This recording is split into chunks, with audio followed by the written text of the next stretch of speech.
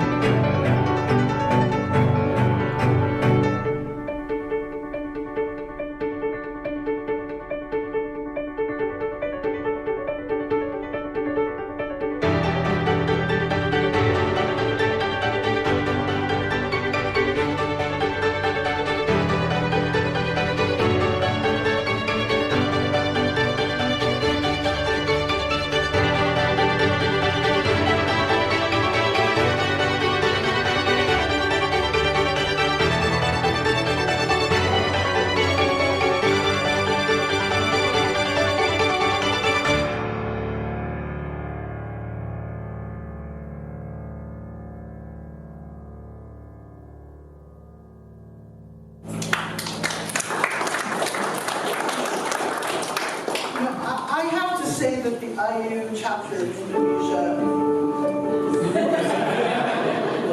is very persistent. They are an amazing group of alums, not just from Kelley, but from the university in general, and they do an incredible amount to not only support Indiana University and the Kelley School, but to support their country, to support the youth in their country, to really encourage education and participation in the conversations of the world. And it's really been an honor to get to know them and to start to work with them. So I'm really proud, not only as an alum of the Kelley School at IU, but also as a friend of the chapter to be a part of this today. It's my honor to introduce another alum, IU alum, Dr. Ardian Wibowo. Did I get it right? Wibowo? I've been worried about that all morning. He's co-owner and chief scientific officer of the Helix BioStructures, LLC. Dr. Wibowo is a scientist trained in biochemistry with expertise in protein X-ray crystallography and structural biology. He earned his doctorate from the Department of Chemistry here at IU Bloomington. His career started in academia in the operations and management of two course research facilities with the IU Department of Molecular and Cellular Biochemistry. These facilities operated in a hybrid academic and industrial model in the science research business. A career transition into the industry of biopharma led to an opportunity to become an entrepreneur as co-owner and chief scientific officer of Helix BioStructures. Helix BioStructures is a premier contract research organization providing structural biology services to the biopharmaceutical industry in the beginning stages of drug design pipeline. Coming from an academic background, he has a passion for education and the opportunities that its attainment provides. He hopes to share his experience to educate and train the next generation of scientists in both academia and the science industry. Please join me in welcoming Dr. Wibowo to the podium.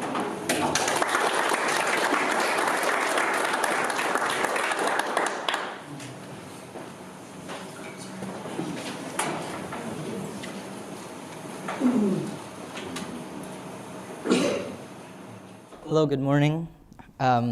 Thank you for the introductions. I really appreciate that. And I am happy to be here and given this opportunity to first welcome the panel and attendees here to Indiana University and provide an opening remark as we settle here in the Kelley School of Business this beautiful morning in Bloomington. As mentioned, I too am alumni, and coming back into the area does give nostalgia, going through campus and just going through the city itself. Transitions have brought me from Bloomington to Chicagoland area and then back into the area as we start our own business venture. We are new, we're young, but we're motivated, and being affiliated with the community here at IU and largely the Indonesian community as a whole, I hope to help foster that relationship with and to continue that to foster that relationship between IU and Indonesia as well. As mentioned, my name is Ardian Wibowo, co-owner and CESO of Helix BioStructures. We're currently located outside of Bloomington, Columbus, Indiana, so not too far away, and I enjoy the rural drive on 46 into the city here, although sometimes the curves can be a bit dangerous here and there. We are a small operation, just myself and the other co-owner, CEO Josh Carter, who we both are alumni. So go IU. Josh sadly can't be here this morning because as a two-man business, when things get rescheduled, he has to do something, and he had to do some data collection in lieu of being here present to help with the introductions. So as mentioned, we are a pharmaceutical contract services company focused on structural biology, helping with drug design using techniques in structural biology, specifically X-ray crystallography, basically getting the model of your structure, how that drug binds to your target, and using that model to optimize the design so that you have better efficacy and lower chances for side effects once those drugs go into clinical trials and then are FDA approved for usage and treatment. Today, before I go into further details, I want to highlight the focus of this pre-conference organized by the Center for International Business education and research with its connection with the 2018 ASIRPA Indonesian Focus Conference. Today, our distinguished panel spans experiences and expertise within the government and business sectors that will discuss the topic of doing business in and within and with Indonesia. The intent is to bring together Indonesian government and business leaders, so as well as Indiana business experts, to share experience and expertise as well as advice. The aim is to potentially gain the insights that the culmination of years of experience gives, and the practical information that's needed regarding business and entering into business with Indonesia, and how to succeed, how to foster that relationship, and build the connections with government officials, business leaders as well, within the industry and within the private sector and civil sectors as well. Given the opportunity, I was kind of taken aback as I give the opening remarks, because as a new company, we were thrown into the business world sporadically in the start of our business venture. So my experience in the business world is very minimal, only approaching 1 year now with the business itself. So I here am to learn about the business world, to gain insight about a business not only locally here in Bloomington within the United States, but then worldwide, expanding to Indonesia. But it dawned on me, what is the connection? What is the connection that we gain through business, through doing business within local communities as well as those that are worldwide? Is the network of individuals that we build, the community, as well as the community of entrepreneurs. Once we build upon that community, we realized this as we started our business, that the network that we've built and our background experiences in academia, transitioning into industry as we began our own entrepreneur, we look back at the connections that we made here in academia, the connections that Josh, my business partner, gained in industry before I joined him within the company. So it's with that network of people that you connect with locally within your community, to another state, to another academic institution, or going to school or academia in a country outside of your own, and then going back, bringing back the experiences that you've gained, built upon that network, and that network plays an integral role in connection, in building community.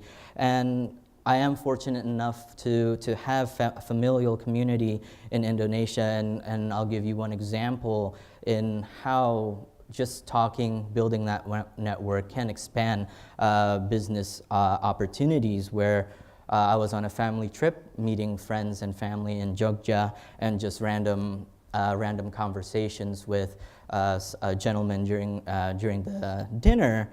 We started talking about his approaches and his business endeavors in going through almost decommissioned nuclear facilities where they are no longer used for power. However, the remnant of the nuclear facilities can indeed be used to isolate and make radioactive medicinal usage for labeling, treatment, and so forth. So that was just an interesting conversation for me, coming from the scientific background, working in the pharmaceutical industry and the medical treatment, and how his business endeavors looking at these facilities can expand the usage of radio-labeled materials for prognosis, diagnosis, as well as treatment.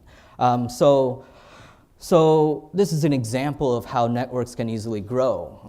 Am I keeping in contact? Of course. Who knows what this connection may bring. However, this does bring up challenges for collaborative efforts that are local or community or international.